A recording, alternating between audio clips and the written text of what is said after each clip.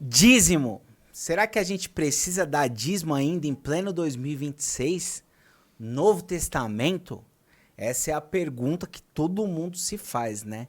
Esse é o Centralidade, agora também dentro do Entrando na Mente podcast. Meu nome é Marco Brito. E eu sou o Cláudio Neres, e a gente quer discutir esse tema muito relevante para os dias de hoje, como sempre foi. E a gente quer esclarecer algumas dúvidas. E nesse compartilhar de ideias aqui, quem sabe ajudar a você a pensar e a refletir nesse tema tão importante para a gente. Quando o Saião veio aqui no podcast, aí eu fui dar uma pesquisada de quais eram os temas que as pessoas estavam mais procurando. Dízimo tá entre eles, cara. Por que as pessoas procuram tanto esse tema, viu, Marcão? Porque Mamon é um deus. Porque Mamon é um deus. E quando elas sentem de dar ou não dar, elas ficam se sentindo culpadas, ou seja, com Deus, ou seja, com Mamon. Elas ficam cocheteando, né? Eu acho que a galera quer saber no jeitinho brasileiro se existe alguma malandragem De sonegar. de sonegar. Existe sonegação celestial? Será, Marcão? Existe. Vocês me roubaram nos dízimos da oferta. Tá escrito, né? Tá escrito, tá Infelizmente, para alguns isso tá escrito, né? registrado. Gostaria de rasgar esse texto da Bíblia? Antes de a gente tentar rasgar ou fazer algum tipo de conjectura dessa forma, dessa magnitude, seria interessante a gente pensar em como a gente pode transliterar isso e aplicar princípios do Antigo Testamento para o Novo Testamento e conduzir a nossa vida de uma vida prática, de um jeito prático, né? De forma que a gente venha agradar a Deus e também não ficar também numa pilha, numa neura a respeito de contribuição. E principalmente, não cair na mão de lobos. Porque o problema é que o pessoal se prende muito à regra por si só. Como eu vou dizer assim, a legislação. Então, por exemplo, a galera fala assim, mas o dízimo de Malaquias tinha a ver com o templo, nem existe mais templo. Trazer a casa do tesouro tem nada a ver pra gente, porque não existe tesouro, não existe templo. Só que por trás ali tá o princípio da colaboração. E aí o que a galera não entende é que o princípio da colaboração ainda é ativo. Apesar de aquele versículo em si, talvez realmente estar relacionado ao templo, não fazer tanto sentido, né? Você usou a palavra-chave, Marcão, princípio. O princípio vem de uma gênese, de um começo de todas as coisas, certo? E o princípio do dízimo, da oferta, dessa cooperação, vem antes de Moisés. Então não é uma lei exatamente dada por Deus, ou para Moisés, que é o grande legislador do povo judeu, mas é um princípio que existia não só entre o povo judeu, mas entre todos os povos. Então você vê, por exemplo, Abraão já dando dízimo, Jacó dando dízimo. Moisés não tinha nem nascido ainda, ele não tinha nem legislado e escrito que o dízimo era uma questão obrigatória para o povo judeu. Quando ele faz isso, quando ele legisla e coloca lá que nós deveríamos trazer todos os dízimos à casa do tesouro, né, como diz o profeta Malaquias, ele está pegando já um princípio que existia entre os povos. Sim. Ele traduz isso numa legislação agora para o povo, só que esse princípio tem uns critérios, tem um porquê, né? E ele vai estabelecer esse porquê lá em Levítico. Por exemplo, um deles era o dízimo deveria ser trazido para manutenção do templo, para manutenção daqueles que serviam no templo e também, principalmente, para ajuda aos pobres. Então, a legislação, ela previa essa questão de ajuda e cooperação com aqueles que eram necessitados. Então, o dízimo, ele tinha essa aplicação. E o povo judeu assim foi. E não somente no dízimo, né, nas plantações, naqueles que plantavam, tinha que colocar árvores frutíferas nas passagens, para aqueles que eram marginalizados, ou aqueles que estavam viajando, aqueles que não tinham condições, poderem se alimentar. E isso também era uma cultura já colocando uma impressão de ajuda mútua àqueles que são necessitados. No Novo Testamento, isso aí não existia uma obrigatoriedade, mas o princípio ele permaneceu, continuou, de generosidade, de ajudar ao próximo. Tanto que na igreja primitiva tudo era de todo mundo, né? Exato. Tanto é que Jesus ele critica essa forma tão contundente dos fariseus e muitos religiosos da época de darem dízimo de coisas pequenas, como do endro, da hortelã, né, como Jesus diz, do cominho. E eles faziam vistas grossas assim para as coisas mais elementares, como, por exemplo, a fé, a generosidade, o amor, a oração, a vida piedosa. Mas o dízimo estava lá. A verdade, se estivesse cara, pagando tudo isso. O crente 2026, ele é muito filha da mãe, velho. Porque ele entende que a igreja precisa pagar a conta, que a comunidade tem ali seus gastos com recurso, Ele com quer tudo. ar-condicionado, mas não quer pagar, né? Ele quer ar-condicionado, mas não quer Quer um pagar. banco confortável, mas Não quer ajudar. Aí tem gente, mas você não pode defender o dízimo. Não, cara, não é defender o dízimo. Não tem anjo que vem pagar a conta da igreja. Exato, e não cai do céu. E não cai do céu. Exato. O problema é quando a liderança da igreja acaba usando isso como uma forma de barganha, de Isso. moeda, de coerção, de constrangimento das pessoas. Então, daí você vai ferir vários outros princípios, né? Porque daí você transforma, de fato, o dinheiro em Deus. E o Deus passa a ser o agente controlador da sua fé. É muito triste imaginar que você vai colaborar e que Deus não tá te devendo nada. Aí a galera transforma em negociação, né? Exato. Deus, eu tô dando, mas eu quero que você me dê em dobro. Exato. Daí o púlpito da igreja se transforma numa mesa de negociação e quem paga mais leva mais, né? E essa lógica é uma lógica totalmente diabólica de perversão das escrituras, de princípios, o princípio da generosidade. O apóstolo Paulo, lá na sua carta aos Coríntios, vai falar a respeito de ser generoso para ajudar os pobres, para também você dar não dentro de uma lógica percentual, dizimal, mas você vai contribuir segundo os seus recursos, a sua prosperidade, né? Você não está limitado a 10%. Eu conheço pessoas que dão 50%, tem histórias e relatos de grandes empresários que dão dava até 90%. 90%. Porque existe o princípio da generosidade, né? De você entregar, de você doar. E esse sim é... E isso sim é um princípio bíblico. Eu diria o seguinte, aliás, Jesus disse isso, né? Se a nossa vida piedosa não exceder a dos escribas e fariseus é 10%, 10% é aquilo. Tem que Não dar, pode passar não pode meio passar. milímetro. A nossa fé e a nossa vida de devoção a Deus deve passar, exceder, como diz Jesus. Então, é 20, 30, de acordo com a necessidade, e isso tem que ser feito com alegria. Não por barganha, né? Não por necessidade, como diz o apóstolo Paulo. Inclusive está escrito isso, né? Exatamente. Então, é interessante. Eu acredito que Deus abençoa quem colabora financeiramente, que existe algo espiritual envolvido. Mas o que a gente não pode fazer é prometer isso para a pessoa. Ó, dá o dízimo que Deus vai multiplicar. Não, isso não dá para fazer. Eu acredito que tem, mas não dá para usar isso como um incentivo para a pessoa colaborar, né? Exato. Até porque existem os princípios da vida. Se você dá um sorriso para alguém, essa pessoa vai retribuir com um sorriso. Eu acredito um pouco nessa lei da retribuição geral da vida. Quando você planta, você colhe. Quanto mais você ama, mais você é amado. Quanto mais generoso você é, mais também a vida te devolve, isso em forma de generosidade.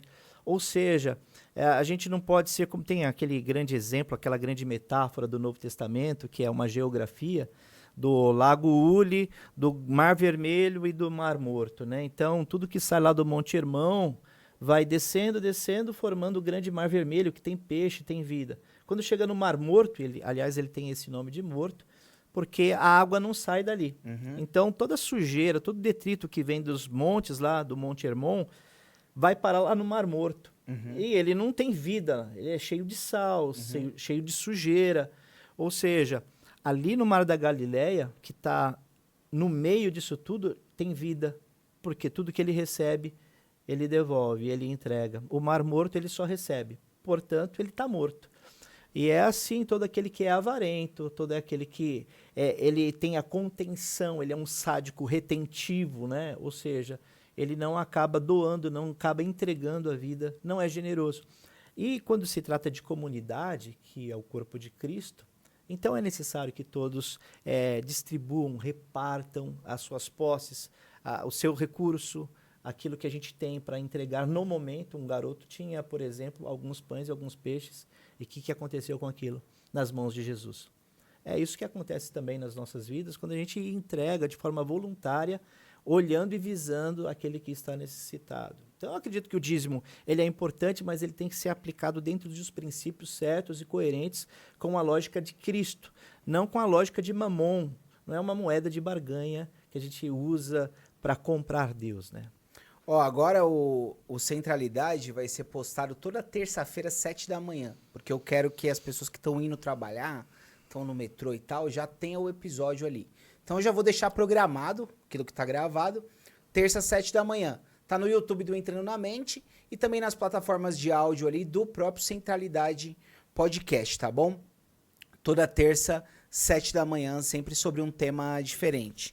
Cláudio, se Mamon é um deus, a única forma de vencer esse deus, que é o dinheiro, é você pegar ele e distribuir, dar para as pessoas, colaborar. Não que você vai pegar seu dinheiro todo, mas como vence esse deus, né?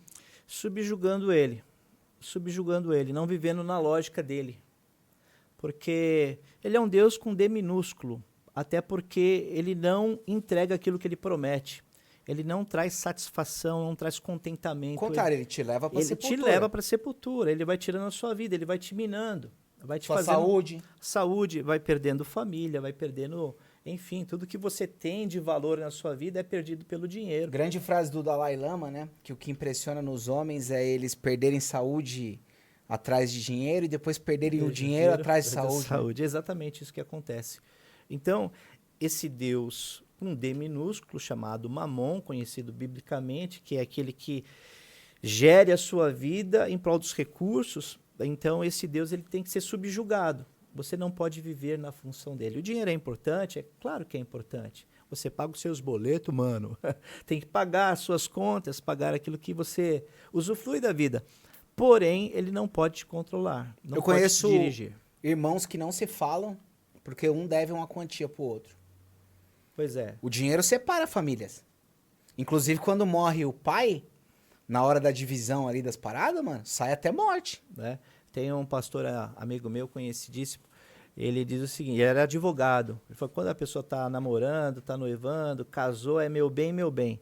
Separou, meus bens. Velho. E sai morte. E sai morte, um mata o outro. Exatamente. Então. Tá aí vários casos da mídia, né? Cara, a divisão de divisão, grande... Você vê como as pessoas mudam quando entra o dinheiro em si, né? Sociedade entre irmãos, geralmente dá muito errado. Tanto é que a Bíblia não recomenda. Ter sócio? Não recomenda ter um sócio que não tenha o mesmo jugo, sabe? Acho que a gente até um Vai falar, jugo desigual. Exatamente, mas se você tem um jugo totalmente desigual, ali então a probabilidade de dar erro, de dar ruim, é altíssima. Ou seja, por isso que a sociedade ela tem que ser bem pensada, com quem você vai fazer essa sociedade, porque, é claro, quando você está empreendendo, você acaba tendo uma responsabilidade social. Você já teve sócio? Eu tenho sócio. Você tem, hoje em dia? Eu tenho um sócio. Dá certo? Funciona? Olha, graças a Deus tem funcionado. Aliás, eu acredito que o meu sócio vem em resposta de oração. Eu empreendi, tenho uma empresa, graças a Deus, está indo muito bem. E eu passei, assim, uns 4 anos sozinho. Eu precisava de tempo exatamente para desenvolver os meus projetos. Estou retornando, né, à ativa no Ministério Pastoral e eu precisava de alguém que me desse suporte e, principalmente, iria atender os meus clientes com o mesmo rigor e critério que eu tenho. Então, graças a Deus, eu orei muito a respeito disso. Muito, mas muito mesmo, Marcão. Eu entrei em crise por conta disso. Porque eu me sentia amarrado, né, sozinho não dá pra fazer. Presidiário, eu estava preso dentro do meu empreendimento, do meu negócio. Então eu comecei a falar com Deus, isso se tornou uma coisa de uma angústia. E até que eu recebi um telefonema desse meu sócio, que, enfim, a gente começou a conversar e tal. Ele me fez uma proposta, ele comprou parte da empresa, um percentual mínimo, mas comprou. E, enfim, ele tem me ajudado demais, tem me dado até paz. Que bom, que bom. Agora, a pergunta que não quer calar, o cara tem que dar o dízimo ou não tem? Não tem. Ele não é não obrigado. Tem, mas tem. Ele não é obrigado a dar o dízimo. O dízimo, ou, eu não vou estar usando esse termo, o dízimo parece que é uma participação, plano participativo, 10%. Que dízimo vem de 10, né? Vou colocar da seguinte forma. A pessoa ela é generosa a partir de uma lógica de um novo nascimento, de uma nova perspectiva em Cristo, que tudo que você tem não é seu, é dele, logo você repartilha, ou você compartilha, melhor dizendo, com a sua família, e você tem uma nova consciência que aquilo não te domina, é você que é senhor do dinheiro, não o dinheiro seu senhor. Então, nesse novo nascimento, nessa nova lógica em Cristo, eu coopero de forma generosa. Aonde eu estou... Não é obrigado. Não é obrigado. Não existe obrigação. E nem precisa ser 10%. E nem precisa ser 10%. Mas é uma condição de quem nasceu de novo. Mas quem não dá 10% não vai dar 20% também.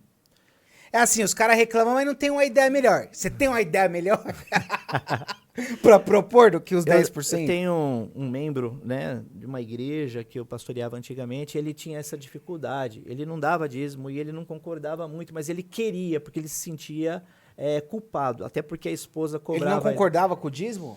Ele concordava em partes. Ele não tinha o coração dele pastor, assim... não dou porque eu não concordo. Essa área da vida dele não estava totalmente convertida. Era o cara que tomava mais café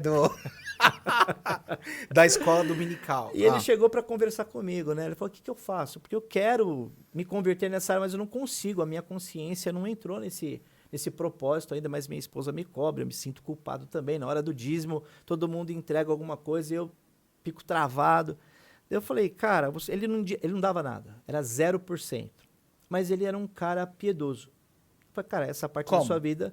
Piedoso, ele era um bom pai, era um bom esposo. Ah, sim. Ele era uma cooperava, boa pessoa. Ele estava na igreja ajudando a fazer as coisas mais básicas da igreja, varrendo a igreja, por exemplo. Tá. Ele me ajudou muito a limpar o telhado da igreja. Então, um cara que subiu e ele tinha uma fobia de chegar em lugares altos. Ele não me contou. E eu fui limpar o telhado da igreja e falei assim, alguém pode estar comigo aqui na terça-feira, tal hora, a gente precisa limpar o telhado da igreja e tal. E ele foi. E eu subi a escada e eu não tenho problema com a altura. Eu subi tal e fui andando em cima do telhado e olhei para trás, cadê o cara? O cara ficou travado entre a escada e o telhado. Ele não ia nem para frente nem para trás. Cara. Daí eu fiquei preocupado com o cara. Então esse cara que era disposto a ajudar, porém, na questão financeira, ele tinha esse travamento. Daí o que eu propus para ele? Cara, faz o seguinte, esquece 10%. Você quer amolecer o seu coração e ver como que você vai ser abençoado particularmente, não porque a bênção de Deus estava sobre ele, mas particularmente nessa transformação, começa dando R$5, cara. Dá R$5. Vai lá, dá R$5. Por mês. Por mês. Ele começou a dar 5, depois ele começou a dar 10, depois ele começou a dar 20. Eu sei que eu tive umas 3 ou 4 conversas com ele, né? Ele tinha passado dos 15%.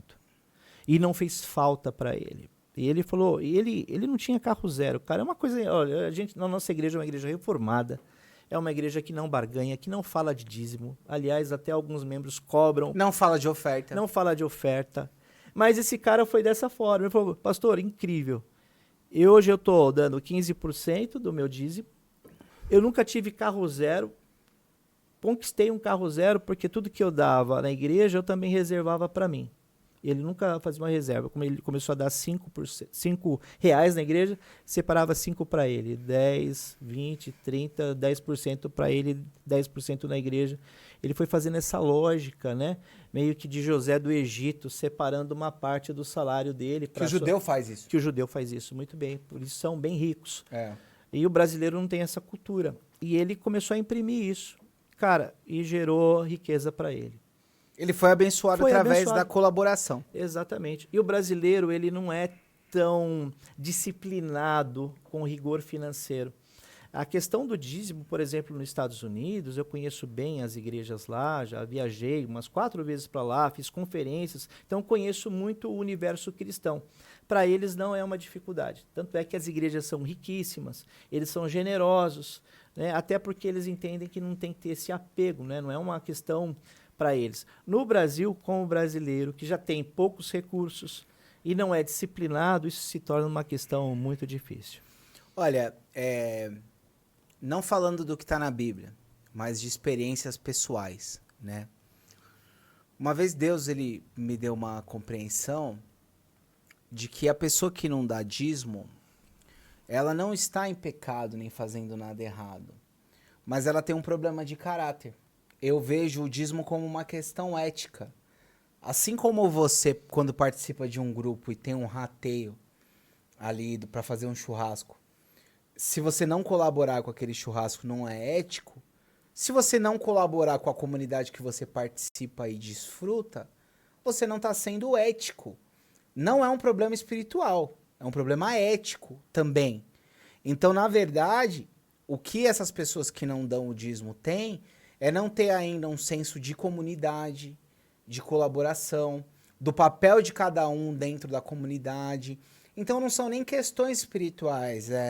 Jesus tratava muito isso com os fariseus. Fala, vocês são mestres em questões espirituais, mas vocês são muito ruins em questões éticas, sabe? Então, tipo, às vezes eu vejo isso como um problema ético, sabe? Sim, porque envolve o coletivo, né? E você está inserido num corpo, numa comunidade. Se você não dá, você tá pesando para alguém. Esse é o princípio da gula, inclusive, né? Exato. Se você come demais, falta para alguém. Porque não existe nada de graça, tudo é franqueado. Alguém tá pagando. Alguém tá pagando. Alguém deu mais porque você deu menos. Isso também não deve ser visto como uma questão, assim, como eu posso dizer... Não, mas a gente tá falando agora pra crentes maduros, não é pra, tipo, pra neófito, quem entrou na igreja agora, sabe? Porque eu vejo como um processo, sabe, da conversão, do desenvolvimento, como Paulo diz, desenvolvimento da sua salvação. Então tem algumas coisas que começam a fazer sentido. Não é que você se converteu hoje, você se torna um mestre em teologia, em saber como as coisas funcionam. Você vai sendo lapidado, vai sendo transformado, como diz lá o Paulo aos Efésios, até você chegar à medida do varão perfeito. Então essas coisas vão acontecendo de forma paulatina, ou seja, você não precisa também ficar desesperado, né? Meu Deus do céu, estou fazendo errado. Mas se essa consciência ainda não chegou a você, pede esse discernimento, pede essa sabedoria a Deus, né? Tiago não diz isso? Então, se você está querendo sabedoria, peça a Deus que Ele vai dar de forma liberal a você essa sabedoria. Mas também não entre na pilha de que é uma coisa obrigatória. Não existe a obrigatoriedade. Assim como não é obrigado você a orar, mas é uma condição de quem tem um novo nascimento, tem uma relação com o Pai, a conversar com Ele. O problema não é você não dar, é você não querer dar. Talvez você deveria querer colaborar com a sua igreja. Exato. Se você tiver um incômodo de, puxa, eu gostaria de dar, mas não consigo dar. Isso, esse é um bom incômodo. É. Agora, se você tem um incômodo de falar assim, isso é errado, isso não pode, ninguém pode dar dinheiro, mas você vai à igreja, senta ao banco, usufrui do estacionamento, usa o banheiro, bebe a água, toma um cafezinho, você está agindo de forma errada, equivocada. Você não deveria estar lá naquele banco, você não deveria estar bebendo aquela água, não deveria estar tendo parte daquele serviço, entre aspas, que aquela comunidade está prestando, inclusive a sua família. Boa. Acho que é isso, né? Acredito que sim. Maravilha, pessoal. Então, toda terça, 7 da manhã, tá no canal do Entrando na Mente e também ali em collab com o Centralidade Podcast e também nas plataformas de áudio Centralidade Podcast. Valeu! Falou, um abraço, até mais.